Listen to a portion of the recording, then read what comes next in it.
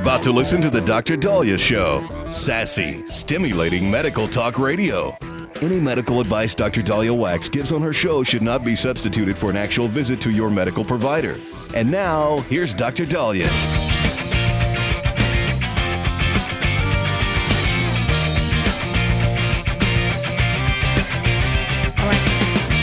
We are back on Dr. Daliah Show. Thank you all for tuning in. 1-877-Dr. 1-877-DOC-DALI. So there was a video that Robin Westman, the 23-year-old shooter of yesterday's Minneapolis Catholic school shooting while they were in morning mass. The video was on YouTube, and many people were able to capture pieces of it and get it online. X was where I was able to see it. I also reposted parts for that I had access to for you all to see, because many people had a lot of questions about where somebody could be that sick in the head and how they could do something so awful. And when you watch the video, there was an 11-minute video that I watched. This guy was sick. Absolutely. Or if he identified as female, this person was sick. They laid out their weaponry. I mean, this was all planned. And there's a few things we're picking up on from this video that I want to talk about. And I understand the segment is short, so I'll get to as much as I can get to on this from what I perceived. Apparently, Westman was a prior student of the school. I think they were there until the 8th grade. His mother, I think, worked as the parish secretary. So as we talked about yesterday, there had to have been a connection to the school, because who would know that these kids would be in 8:15 mass? So there was some, recon done. And it sounded like somebody had some connection to the school. But when you look at Robin's manifesto, and we're still trying to read through whatever pages we could see access to. And I understand the FBI, and they want to obviously review it before the media, shall we say, decides to interpret. But one thing that I think we've all seen that has already been made public is how he had every gun labeled. He had gas that he called Jew gas. He had anti-Trump writing. He had writing. It looked like he used one of those silver Sharpies. He had a smiley face on his pistol, or on his, I think he might have had a Glock. I have to double, and he had a smiley face after the barrel. I mean, where I mean, just absolutely sick. And he had all this racist, bigoted, discriminatory propaganda written on his artillery. But what was concerning is it sounds like he thought he had an audience for this. He was singing songs while he's preparing his weaponry. He's singing songs. He's almost acting like he's talking to his crew or his buddies about this. Like, look at what I have, and this is what I'm doing. And I'm doing it for the cause. And so who's he talking to? Who was his followers? Who was he following? Who was he aligned with? And the feeling I got is he thought he was preaching to the choir. And he showed his pistol. He goes, well, this is for me in case I need it. So he was going in to this thinking that he was going to have to kill himself. And then he actually showed on video how he would, he brought the gun up to his, mouth, it looks like. And he's holding the video. He's holding the camera. But it seemed he was so disconnected with reality. In fact, in his manifesto, there's a picture, and I posted this picture, of him having the Catholic pews and the church floor plan drawn out. He drew it out with all the pews. And then you see him taking a knife and stabbing it. So this anti-Catholicism was just rampant, very blatant. and anti-church, and almost you could tell he knew he was going to be attacking kids. And no remorse. This is your fault. And so what was going on in this person's head? Now we're hearing little bits and pieces about who he was like. He was a student of the school. I think he is related to a Kentucky state representative, a former one, who said he wasn't really close with them, had no prior criminal history, but he worked at a cannabis dispensary. And I think he might have been disciplined for tardiness and absenteeism, but he kind of stayed under the radar, which a lot of these people do. They stay under the radar. They are either playing their video games or they're doing their Discord or their group chats or whatever with whomever. And they might be, you would think, antisocial and a loner, but the fact that he posted this video to me means he is connected to people. He even wrote out a list of his favorite bands. Like, he wanted people to know who he was. He wanted people to revere him. He was trying to appeal to an audience. Who is this audience? And my guess is it's a very growing audience. With all this racist and bigoted and anti-Israel and anti-Trump and anti-whatever, anti-kids, anti-people, pro-killing. And I watch this and I go, how the hell did this person continue to just navigate through society without somebody going, there's something wrong with this person? Now, we're going to talk about this in a little bit. You have a lot of people now going to the conversation of transgenderism. And was it the hormones that she was on to transition that caused this? And we're going to talk about that because, as I've said before, when people say video games make you violent, no, it's not the video game. If you have underlying psychosis, that's going to make you violent. A video game won't make you violent. But I know there's a lot of conversations going on about, did the hormones play a role, and do we have to look at the hormones? Or if somebody does suffer from transgenderism and then feel that they are not becoming who they thought they could be, that the doctor promised, do they get angry? We'll talk about that. I just think this person had major mental illness. 1-877-DOC-DALIAH. Have you ever thought you'd like to buy and sell houses but didn't know how or where to get the money? My name is Ron LeGrand, and over the past 40 years, I've bought over 3,000 houses without using my money or credit and taught thousands to do the same. Today, even in a virtual environment, we buy nice houses in nice neighborhoods using no banks, realtors, contractors, or other costly entanglements, and build huge cash flow and wealth without the hassle of tenants, all without credit and little or no money. You don't need a license or experience, and I'll show you exactly how it's done. Text FREE to 99-799, and I'll send you my free training. I promise you I'll change the way you think about real estate and open the door to a new lifestyle that doesn't involve risk or rehabs and can quickly replace your current income. Text FREE to 99-799, and let me show you how to take your life back and build cash flow and wealth from your home. That's FREE to 99-799. Again, FREE to 99-799. Hi, it's Mark Falter, host of the Financial Fitness Show. I strongly believe that no one should ever pay 1 penny more in taxes than they are legally obligated. Unfortunately, for most hardworking Americans, this just isn't the case. Why? Because most people spend more time planning next weekend's getaway than trying to ensure they're going to pay less in taxes. My financial fitness team has put together some materials that I know are going to help you. It's the Tax Savings Kit. Tax Savings Kit includes 3 things: free tax analysis, top 10 ways to pay less in taxes, and an investor's guide to taxes. Now, how do you get it? Simple. 866-764-2635. Again, 866-764-2635. I'm Mark Falter. This is Financial Fitness, making personal finance profitable.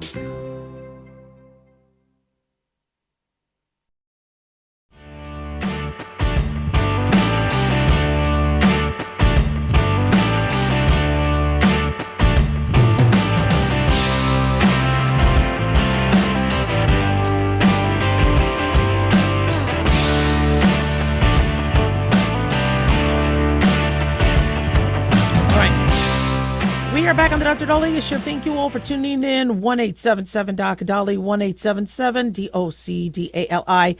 Big thanks to Talk Media Network for making the show happen. Big thanks to Daniel, our producer, and big thanks to y'all for tuning in. We really do appreciate it.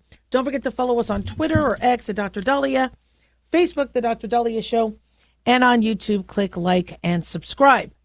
Okay, so this is this is a topic that I know is going in the wrong direction. And I think as a physician, I just need to put in my 2 cents because we definitely don't want the conversation going the wrong way. But we do have to have an honest conversation about transgender care. And unfortunately, we are going to be seeing a lot of hate and a lot of, incorrect assessments as it pertains to the shooting that happened, the Catholic school shooting, and Robin Westman transitioning from being, I think, Robert to Robin. And, when it's rare, it's far and few between, but when somebody who is transgender commits a heinous crime, the first thing the public goes to is, well, we're doing something wrong. We're making it worse. And this is kind of a part of the grieving process where society feels like they have to do something. Nobody wants to see a bunch of kids shot up, while they're at mass. 2 people died, 19 others injured. Nobody wants to see that happen. So when they intellectualize and they try to, they go through the denial, then they go through anger, and they go through, the intellectualizing and the process of, well, we got to do something that it looks like we're preventing the next, mass shooting. Unfortunately, this is where some people can take a different turn and say, okay, well, it's the hormones of the transgender individuals, or it's the as I said in the earlier segment, this person, when you look at his manifesto or her manifesto, had some real severe hate issues, severe psychoses.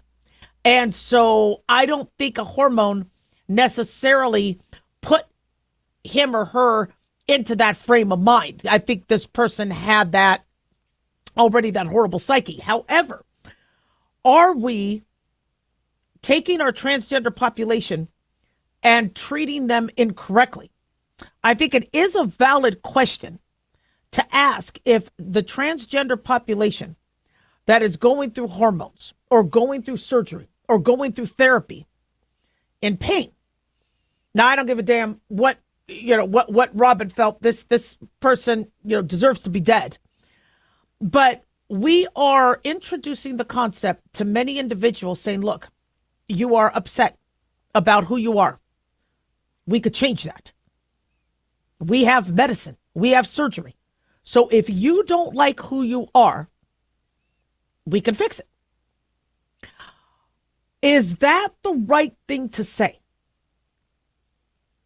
Now, when a woman comes into the plastic surgeon for cosmetic surgery, the cosmetic surgeon, if he says, oh, yeah, we're going to make you look like Beyonce or J-Lo or Margot Robbie or no, that's absolutely wrong. They have to make sure that the expectations are understood. And they have to address what exactly are your goals. If your goal is to look younger, okay, we could do that. But if your goal is to look like a movie star, not going to happen. Look how many hairstylists have that same thing. People come up saying, yeah, I want my hair to look like, I don't know, whoever. Zoe Saldana or whatever. And they go, no, we're going to do our best. We'll try to do this, but, it may look different. So as it pertains to a child or a teen who says, I don't want to be a girl anymore, I don't want to be a boy anymore, make me a girl, make me a boy. The first thing we have to ask is, one, what is it about being who you biologically are that you don't like? Is it that you're getting beat up in the bathroom? Is it that you're getting beat up in the locker room? Is it that, you can't excel in sports, or you feel like you're failing, or you are getting, if you're being bullied all the time, or, what is it that's making you want to change? Because if it's a bullying issue, that doesn't necessarily mean they have to go through that whole process. If it is, I am in the wrong body, and gender dysphoria is rare, but it does happen where they're looking at their body going, I got to crawl out of this. I'm in the wrong body. They need a lot of support. They need a lot of help. But then you need to ask them, okay, so if you want to be a girl, what kind of girl? Well, I want to have long blonde hair. I want to have boobies. I want to be popular. I want to do cheer. We need to figure out what it is about being a girl now that we're dispelling all the stereotypes. I mean, we're not doing, okay, girls play with Barbies, boys play with Tonka trucks. We don't do that anymore. Now, if a girl wants to play with a truck, she can play with a truck, which I like to play with trucks. I just like the boy toys. They were more fun. Never liked Barbie. Barbie was cool, but I just never liked playing with them because, like, what am I supposed to do with this blonde doll? Let me ride my big wheel. But what are their expectations? So when you tell somebody we are going to make you a girl and they're looking at women going, I am now going to get to look like that. Are we being realistic with them? And are we explaining to them that they might not, achieve all their goals? And one thing we're not seeing a lot of discussion on is how many individuals who are transgender feel that they are the woman they wanted to be or the male they wanted to be. Do they feel like they missed the mark? Do they still feel inadequate? And if we're promising that we're going to make somebody biologically male or biologically female, something that can never 100% be, are they aware of that? Now, the average child, they can't give informed consent, which is why it's so important to have the parents and the family involved, because it is a process that takes a lot of support. But then, what else is going on? If they don't like who they are, what other depression and anxiety and co-psychiatric morbidities could also be going on? I wanted to, be a boy because it was easier to pee. I liked my dad more than my mom at the time. And, my sister said I was going to be bleeding every month with periods and boobs were going to make me run slower. So, yeah, when I was 3, I was like, oh, hell no, really? But, there's no way that interventions would have actually made me the guy that I thought I would be. And so we could, do our best. I mean, Caitlyn Jenner looks fantastic. I mean, we have individuals that look fantastic, but how are they feeling? Are they really feeling like they are XX chromosome or XY chromosome? And if we don't give realistic assessments and pictures and goals, are we contributing to more of the depression and more of the anxiety? We stopped doing painful gay conversion classes, thank God, because that was ridiculous. You can't tell a child or a teenager who's gay that we are going to put you through therapy and convert you and make you somebody you're not. But then we're also at the same time now, trying to make them something they're not. And is that painful? Is being on that many hormones uncomfortable? Are they prone to blood clots? Are they getting mood swings? Are people feeling that, if somebody feels like they were given a bad hand and that they don't get to be like everybody else and they have to now work 1,000% harder to become a different biological entity, how does that affect their psyche? And so, I love the Lady Gaga song, You Were Born This Way. Be proud of who you are. This is how God made you. Love who you are. We're not all size 2. We're not all blonde. We're not all, tan, and we're not all, we're given what we're given. We make the best of it, and we learn to love ourselves. And the learning to love yourself and who you are is starting to fall by the wayside. And I worry that if the therapy priorities are starting to shift, where, okay, you don't like being a boy, you don't like being a girl, rather than let's dive into that and, we're going to immediately, start moving towards transitioning, even though, yes, most proper ethical institutions do evaluate them and not rush the process. I need to make sure that individuals who do suffer from gender dysphoria are getting the dysphoric aspect addressed. You know, I'm going to be old one day. My boobies are going to re-droop no matter how much plastic surgery I do. I'm going to be gaining weight. We have got to, with anybody who's transgender or non-transgender, address the how do you love yourself first, because they may not continue to love themselves once they transition, and it may not address their dysphoria or other anxiety and depression. 1-877-DOC-DOLLY. Don't go away.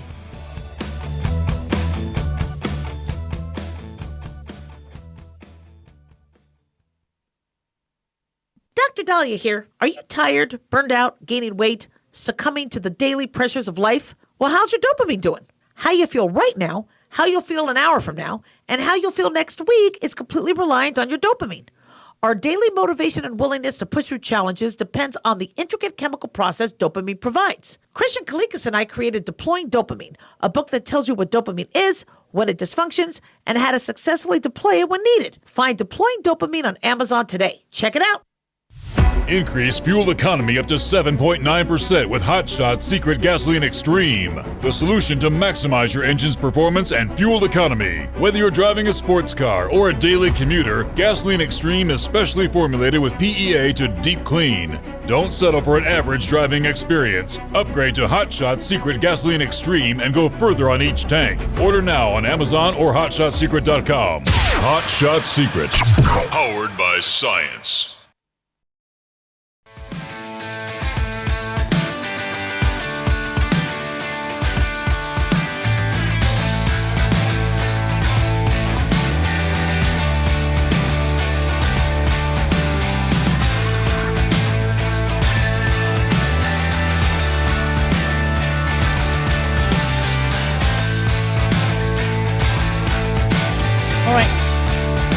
We are back on the Dr. Daliah Show. Thank you all for tuning in. 1-877-DOC-DOLLY, 1-877-DOCDALI. Big thanks to Talk Media Network for making the show happen. Big thanks to Daniel, our producer, and big thanks to y'all for tuning in. We really do appreciate it. Don't forget to follow us on Twitter or X at Dr. Daliah, Facebook, the Dr. Daliah Show, and on YouTube, click like and subscribe.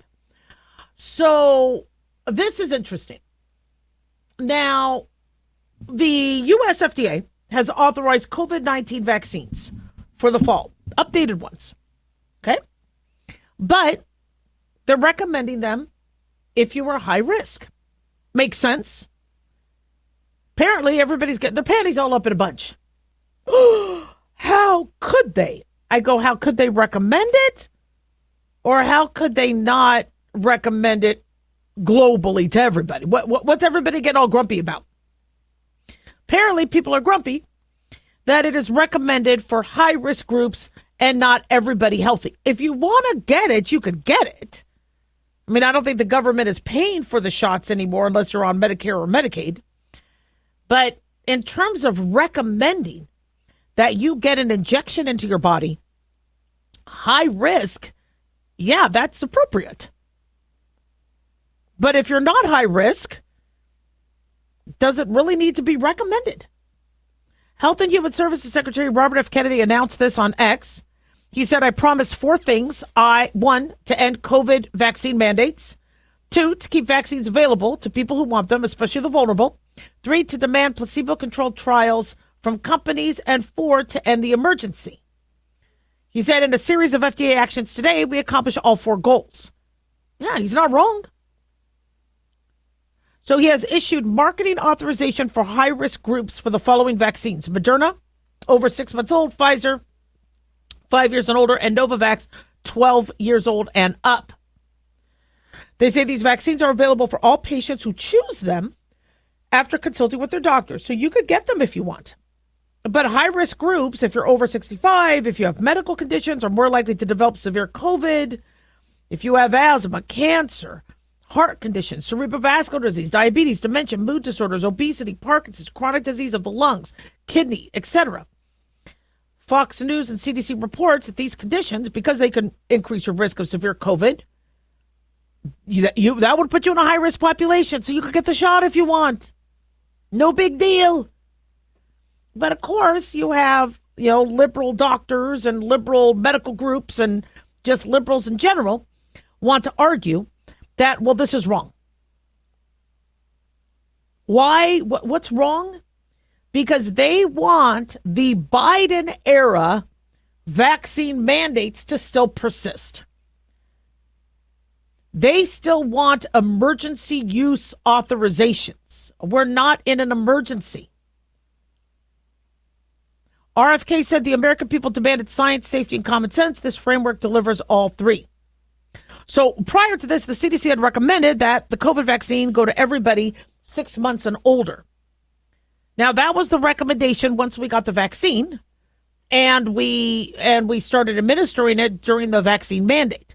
I am very grateful we have the vaccine, but I think the reason why we have started to overcome and strengthen our immunity is because we've had a combination, not only of the vaccine, but natural. For those of us that got exposed to it and survived, we did build up some immunity. Now, the immunity wanes, just like with flu and et cetera, which is why boosters are needed for flu shots and for COVID vaccines. But, we still, whether the strain is getting milder or our bodies are getting more resilient, we're not in that place where everybody and their mother has to get a vaccine. Now, I know a lot of pediatricians are like, I don't understand. He's making this worse. Just leave the recommendation for 6 months and older. Well, that's a problem. And the problem we're having is healthy children and pregnant women and parents of healthy children are kind of scratching their head going, do I really need to do this? With great power comes great responsibility, if I could quote Spider-Man. And so or was it Uncle Ben? Was it Ben who told him that? Yeah. And so if you are going to be an obstetrician and you have pregnant women coming in and, they're like, well, what do I need for this pregnancy? Okay, well, we need to check your alpha fetoprotein markers. We need to, check the baby's heartbeat. We need to, monitor contractions and monitor the baby's growth. They're going to want to know, do I have to get the shot or not? So let's answer that question.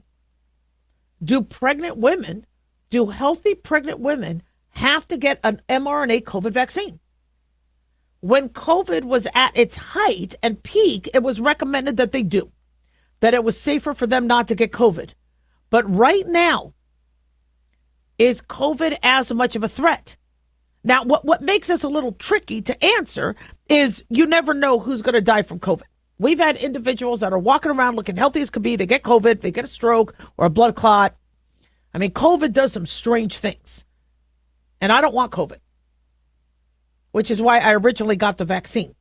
I was more fearful of China than I was Pfizer. I trusted Pfizer Pharmaceuticals much more than I trusted China and what could have happened with that vaccine, with that virus in the Wuhan lab.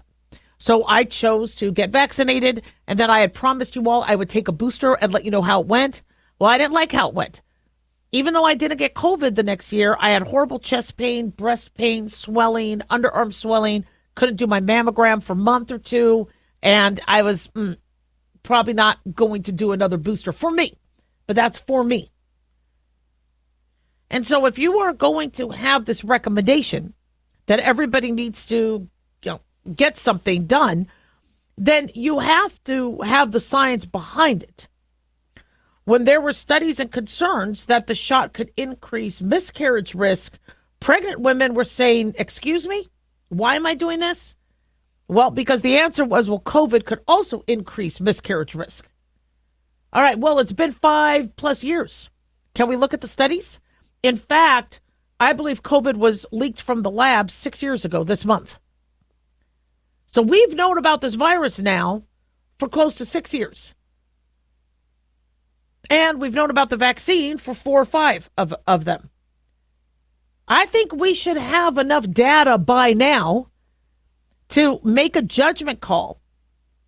And what RFK Jr. is saying is, look, if you're healthy and you're not high risk and you don't want it, you don't have to get it. Now, the American Academy of Pediatrics still includes COVID on their immunization schedule. They're very grumpy.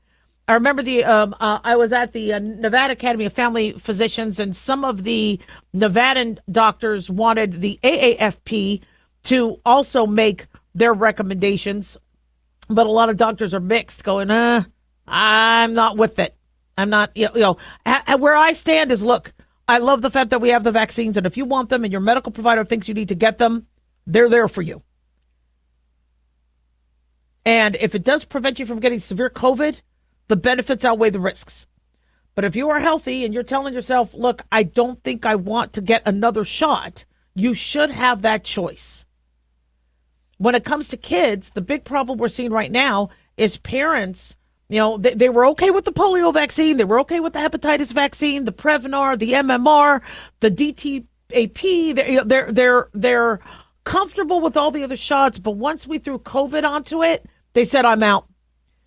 And I am seeing so many patients that now their families are not vaccinating. Okay, we need to regain trust. The last thing I want is polio coming back because we overdid it and we overreached with the COVID vaccine. So if RFK Jr. says this is what their vaccine panel is looking at, and they're looking at it, and they're studying it, and they're let them do their work. Keep politics out of it. 1-877 Doc Daliah.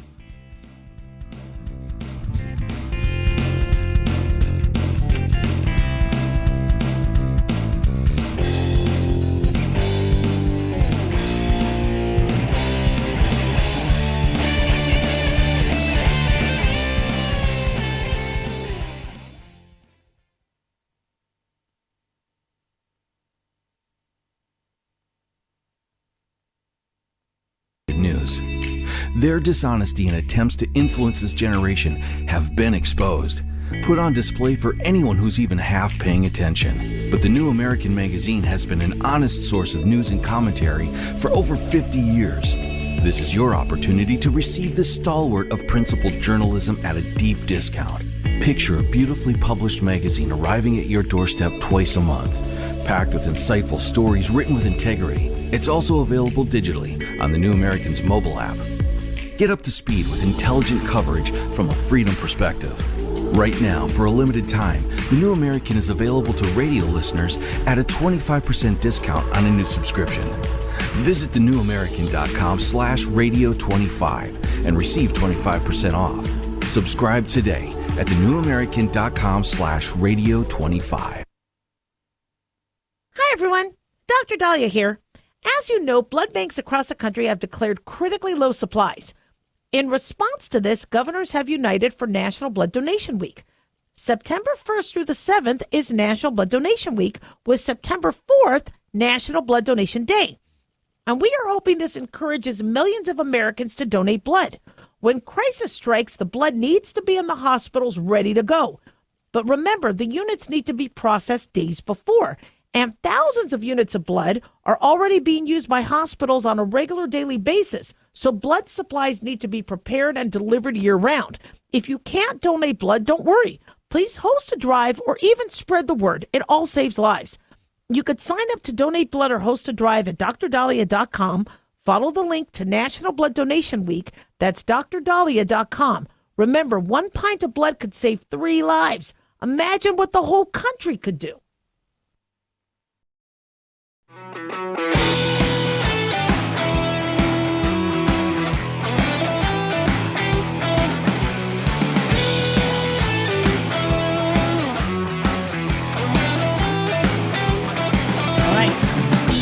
Back on the Dr. Daliah Show. Thank you all for tuning in. 1-877 Dr. Daliah, 1-877 DOCDALI.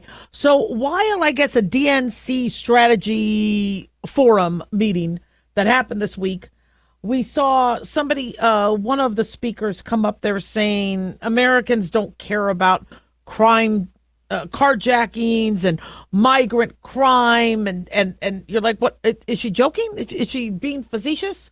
So we have an AP NORC poll, NORC poll, and they say apparently the majority of Americans do approve of Trump's approach on crime. They say the poll found that the vast majority of Americans, 81%, see crime as a major problem in large cities. That's to me, that's something that signifies and is evidence to the fact that people are concerned about crime. Americans, are pretty happy with his approach on crime. 53% said they did approve. They might not be as happy about some of the deportations. I'm interested in seeing those poll numbers. Is it the deportations of Tren de Aragua and MS-13 agents they're unhappy about? Or they're unhappy that somebody who is here illegally is getting deported? Because I'd like to see what the riots look like in Japan and Canada and all these other countries where you get deported if you're there illegally. So I'm kind of a little confused by that, but I get nobody wants somebody who was able to sneak in, live here for 10, 15, 20 years, and then have to leave. But looking at the, crime statistics, it's a huge concern. And seeing that the poll, now it was a poll of 11 or 1,200 adults. It was conducted August 21 through 25th, but it was very interesting where 8 in 10 Republicans say it's acceptable for the federal government to assist local police. And half even support federal takeovers of large city police departments to get the job done. Democrats, of course, were opposed to federal government sending troops. So this is, currently being tested and trialed in Washington, D.C. And this is interesting.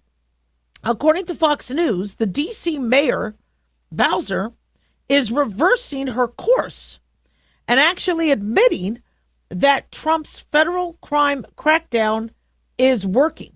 So as you know, Trump announced plans to deploy National Guard troops, assuming oversight of Metropolitan Police Department to help tackle crime, working with them, partnering with them. And the mayor admitted at a press conference yesterday that there has been a notable impact in terms of crime. She displayed a chart actually crediting the influx of FBI, DEA, ATF, and U.S. Park Police and Capitol Police with bolstered Metro Police Department's efforts, and said, "We greatly appreciate the surge of officers that enhance what MPD has been able to do in this city." Now, we're talking about an about face. That's interesting. She said, "For carjackings, the difference between this 20-day period of this federal surge and last year's represents an 87% reduction in carjackings in Washington, D.C. We know that when carjackings go down, when the use of gun goes down, when homicide and robbery go down, neighborhoods feel safer and are safer. So this surge has been important to us for that reason." I'm blown away because she was just a few days ago saying D.C. needs to become its own state. This is horrible. We need to fight this. Really? If you want to become reelected, you probably need to, take whatever help you could get to get crime down. She said, "This is what we think in just a couple weeks of experience has worked." She said, "Having more federal law enforcement officers on the street, we think having more stops that got to illegal guns has helped. We think that there is more accountability in the system, or at least perceived accountability in the system, that is driving down illegal behavior." She says, "We know that we have had fewer gun crimes, fewer homicides, and we have experienced an extreme reduction in carjackings." Now, she did say that not every tactic has been successful, citing a break in trust between police and community. And she criticized masked ICE agents in neighborhoods, and that relying on out-of-state National Guard troops was insufficient. They do need more local police officers, prosecutors, judges, and prevention programs while maintaining local control. But, it is an embarrassment if you're mayor and you're running things and things go south. But it does reflect on your leadership when you work with partners, whether they're out of state or federal.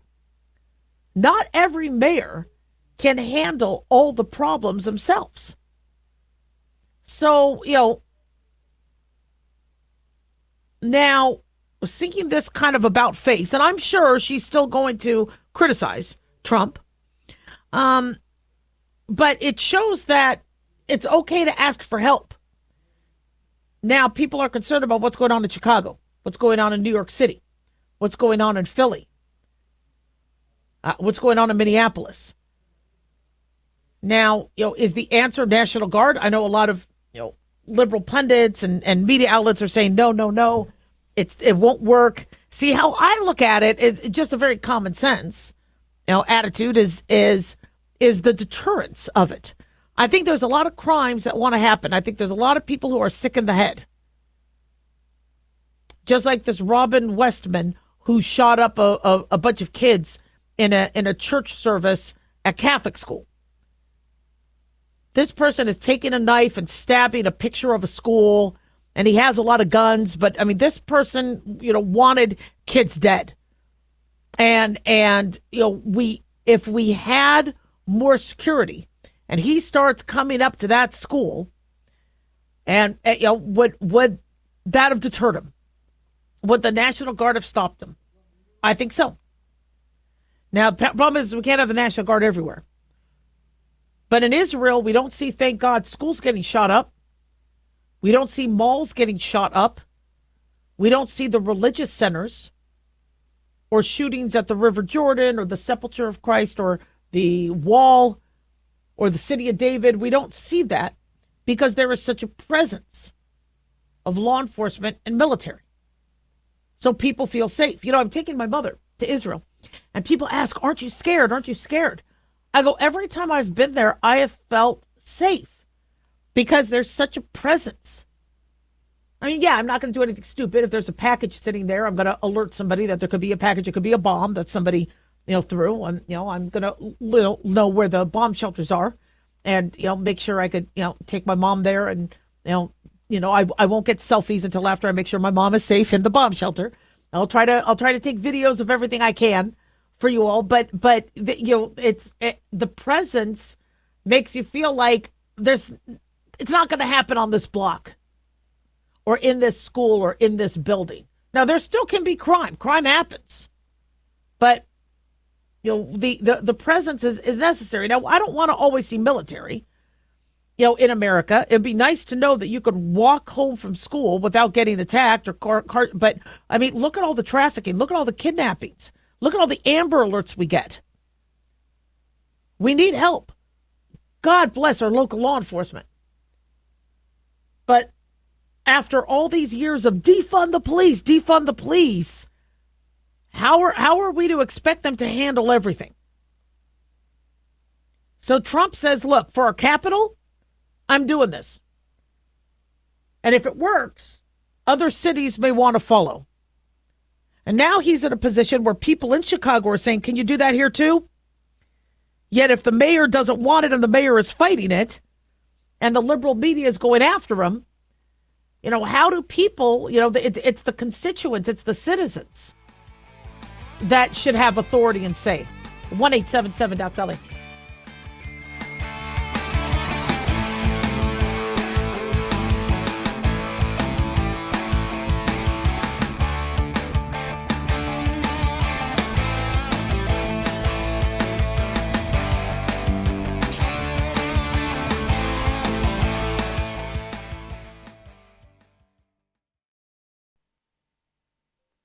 Looking for an easy read that can actually help secure someone's future? Pick up a copy of Mark Falter's book, Common Sense Income Strategies. For the past 30-plus years, Mark has helped thousands of hardworking Americans secure their financial future by using strategies that continue to create wealth, whether the market is up or down. Strategies that will make perfect sense once you take the time to read this powerful book. Common Sense Income Strategies brings to you what Mark has been teaching in person and talking about on the radio for decades. It's not rocket science, it's a pretty easy read. You've worked too long and too hard not to see the fruits of your labor. Common Sense Income Strategies is available now on Amazon or by calling 866-764-2635. That's 866-764-2635. Common Sense Income Strategies by Financial Fitness Show host Mark Falter. Secure your financial future today.